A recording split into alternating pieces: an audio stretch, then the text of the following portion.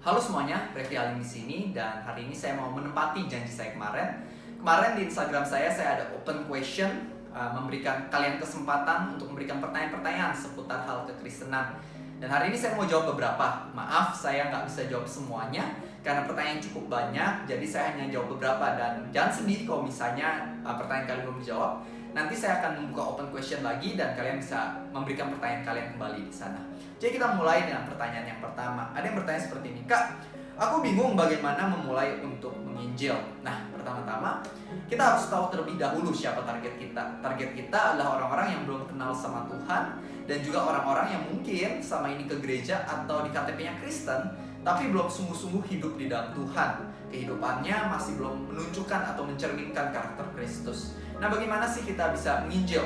Kita nggak perlu hafal ayat Alkitab terlebih dahulu. Kita nggak perlu jadi seorang ahli Alkitab terlebih dahulu kok. Yang penting adalah kita memiliki kerelaan untuk membagikan cerita tentang kebaikan Tuhan di dalam kehidupan kita.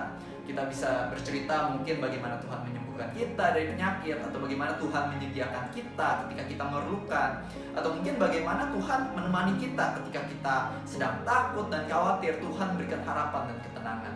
Ceritain aja tentang kebaikan Tuhan di dalam kehidupan kamu. Dan saya percaya ketika kita menceritakan Tuhan pada sama, Roh Kudus yang akan bekerja di dalam hati orang tersebut. Jadi itu adalah cara untuk kita menginjil. Yang kedua, pertanyaannya adalah gimana kita bisa menunggu jodoh yang takut akan Tuhan, sedangkan daerah saya minim orang-orang yang takut akan Tuhan. Saya mengerti ketika kita mungkin tinggal di daerah yang nggak banyak yang kenal sama Tuhan, rasanya pilihan jodohnya sangat sedikit. Tapi kebenarnya ada pilihannya doang sedikit, bukan berarti mustahil ketemu jodoh. Banyak juga orang-orang yang mungkin tinggalnya di kota besar yang isinya banyak orang-orang Kristen, orang-orang yang kenal Tuhan, tapi tetap aja setelah belasan tahun belum menemukan jodoh, kan bisa juga. Jadi teman-teman, hari ini saya ingatkan pada setiap dari kita, jangan menyalahkan tempat kita. Tapi yang bisa kita lakukan adalah kita berdoa sungguh-sungguh pada Tuhan. Tuhan, aku pengen jodoh dari Tuhan. Saya percaya Tuhan akan memberikan yang tepat pada waktu yang tepat. Mungkin bukan pada waktu yang cepat, tapi pada waktu yang tepat. Jadi terus berdoa aja dan terus bergaul. Saya percaya kok ketika kamu sungguh-sungguh mencari dan berdoa pada Tuhan, Tuhan yang akan memberikannya kepada kamu. Kamu gak perlu khawatir, kamu gak perlu stres. Tuhan yang akan memberikan seorang penolong yang terbaik di waktu yang terbaik. Yang ketiga, Kak, jadi orang Kristen yang tahan uji gimana sih? Roma 10 ayat 17 mengatakan bahwa iman timbul dari pendengaran, dan pendengaran akan firman Tuhan. Jadi kalau misalnya iman kamu pengen kuat, mampu menghadapi godaan-godaan dosa dengan baik, maka bacalah firman Tuhan di dalam keseharian hidup kamu. Milikilah hubungan yang baik sama Tuhan. Ketika kamu terkoneksi sama Tuhan, semakin kamu bisa melakukan perkara-perkara yang baik, yang hebat di dalam hidup kamu. Teman-teman, Yohanes 15, Tuhan Yesus mengatakan bahwa aku adalah pokok anggur yang benar, dan barang siapa melekat pada aku, dia tidak akan menjadi kering, melainkan akan banyak berbuah. Begitu pula dalam kehidupan kita. Kalau misalnya kita pengen berbuah, maka yang harus kita andalkan bukanlah kedisiplinan kita ataupun kekuatan kita sendiri, melainkan yang harus kita andalkan adalah Tuhan kita. Maka itu milikilah hubungan yang akrab dengan Tuhan. Semakin kamu memiliki hubungan yang akrab sama Tuhan, semakin kamu akan punya kekuatan, semakin punya iman untuk menghadapi godaan di dalam hidup ini. Pertanyaan keempat, boleh nggak seorang Katolik mengikuti kebaktian di gereja Kristen? Tentu aja boleh.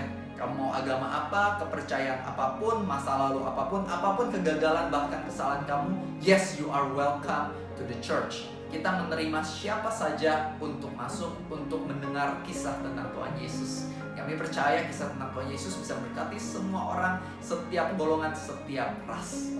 Dan poin kelima, pertanyaan kelima, arti dari Allah Tritunggal itu sebenarnya apa sih? Allah Tritunggal adalah God the Father, God the Son, and God Holy Spirit. Jadi Allah Bapa, Putra, dan Roh Kudus. Mereka adalah tiga kepribadian, tapi satu hakikat, punya perannya masing-masing. Yang keenam, Kak, gimana caranya kita tetap bersukacita di dalam segala kekurangan? Cara kita bisa terus bersukacita di tengah kekurangan kita adalah dengan cara fokus akan apa yang kita punya dan bukan fokus dengan apa yang kita nggak punya.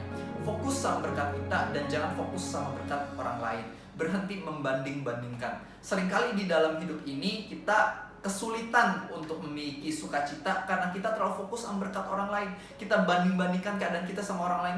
Kok orang lain punya itu, aku nggak punya sih. Dan oleh sebab itu kita jadi sedih, jadi nggak bisa bersyukur. Tapi ketika kita sadar sama berkat-berkat kita, contohnya kita tarik nafas, kita masih bisa nafas, masih bisa makan, pencernaan masih baik, punya keluarga, punya pekerjaan, atau mungkin hal-hal lain. Ketika kita fokus sama berkat kita maka akan lebih bisa bersyukur, akan lebih bisa menikmati hidup di dalam kehidupan ini. Maka itu teman-teman, hari ini berhentilah membanding-bandingkan, jangan bandingkan berkat orang lain dengan berkatmu, tapi fokus aja sama berkat Tuhan yang Tuhan telah berikan. Saya percaya sebenarnya setiap orang itu diberkati kok, hanya saja berkatnya kadang-kadang berbeda-beda aja. Jadi itu aja beberapa pertanyaan yang saya jawab melalui video ini. Dan kalau misalnya ada pertanyaan lain, kalian nanti bisa tanya mungkin di kolom komen, atau mungkin nanti saya akan open question lagi dan kalian bisa tanya di sana. Itu saja untuk hari ini. Have a nice day and God bless.